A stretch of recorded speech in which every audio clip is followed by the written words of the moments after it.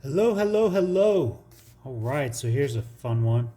I had a nursing home drop this off to, well, not recently. It's actually been probably a week or two. But anyways, I'm getting around to it. So they brought it in because it's not working right. And right off the bat, you can see why. You pull this lever back. For one, it just sticks. If I can get that. And the latch bolt area doesn't go in all the way. And one way just completely jammed and it's stuck too. But over on the other side, it works. One way, but not the other. So that's kind of interesting. So stick with me here and we'll figure it out. All right, so in order to open this thing up, we'll need our handy dandy pokey tool and Phillips head screwdriver and quite possibly a very tiny flathead screwdriver. Right off the bat, you depress the pin there to pull the lever off. The rosette, you have to do a little turn, pull that off.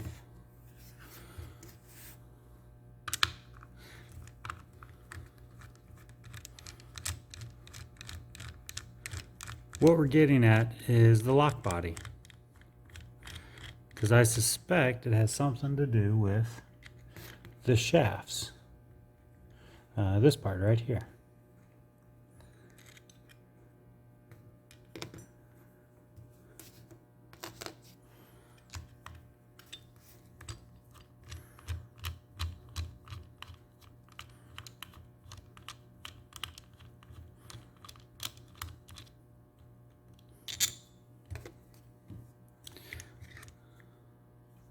So everything looks good there. Now, why would you go to such lengths to repair this lock?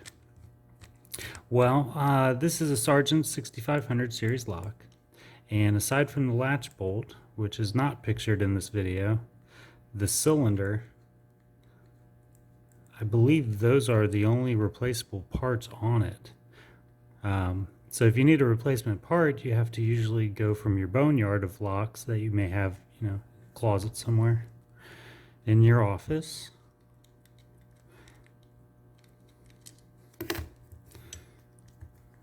Long screw.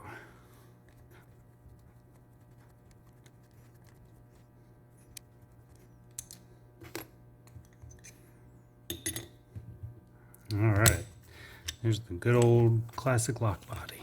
All right, so here's where the flathead screwdriver comes into play.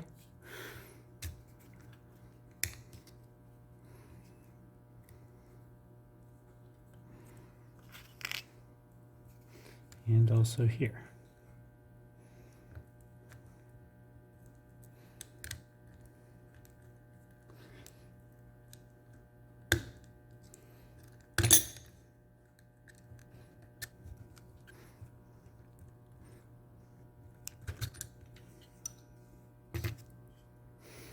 All right, so here's where we get to it.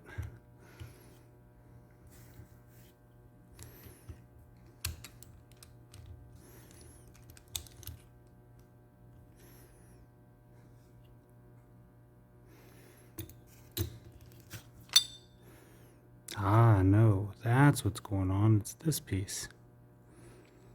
And if you can see right there, you can see the wear marks. Can I get that better on camera? Right there and right there.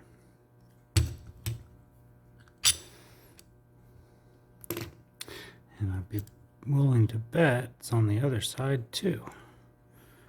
Oh yeah, it's real bad on that side. You can see it.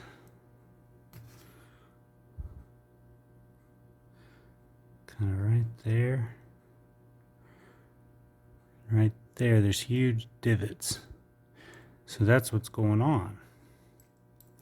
Because it's these collars right here that's actually retracting this piece back in.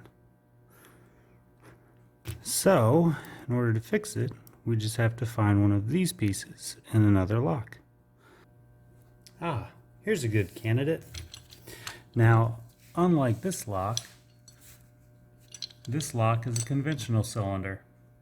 So, not sure where the customer had this one. The other one is an interchangeable core. But anyway, so we go about the same way. Pop this ring off. Ow. Lift this bell housing cover off. Come on, there we go. Pry right there. See, this one doesn't have a thumb turn, so this will just lift off very easily, just like that. And we go in here, and we'll just take this piece out. And might as well use the springs, because these look pretty darn good. Now, kind of loosely reassemble this one.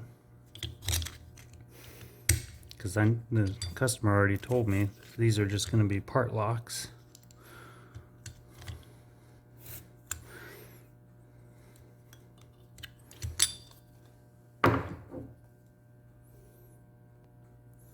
Alright, so I have the original lock back here in front of me. And as you can tell, so this is the old piece right here. You can see how it's squished in right there. We're going to look at the same side here.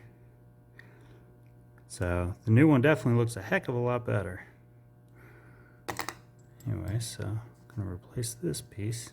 Now, if you ever have a question on which side this goes in the lock, this represents the lock side of the latch bolt.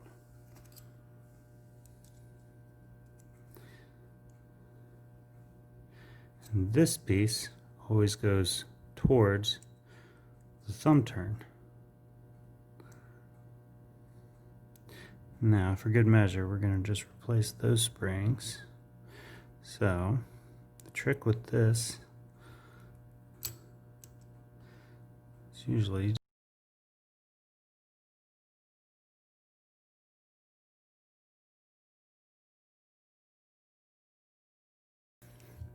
alright, now take this piece. Now, the fun part with this is you have to push this piece all the way back against here, kind of like so, so that this piece goes right down into there.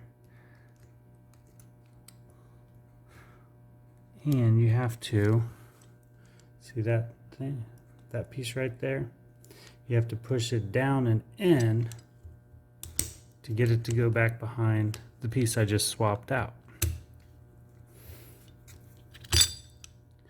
But if all that lines up, it goes back together quite easily.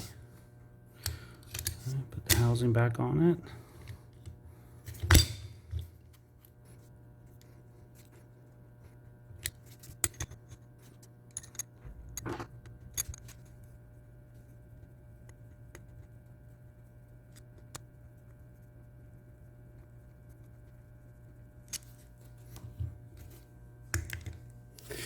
Now, that part, if you look around the shaft right here, you see that slot, that's where that goes, right down into there. It kind of fits loosely in there.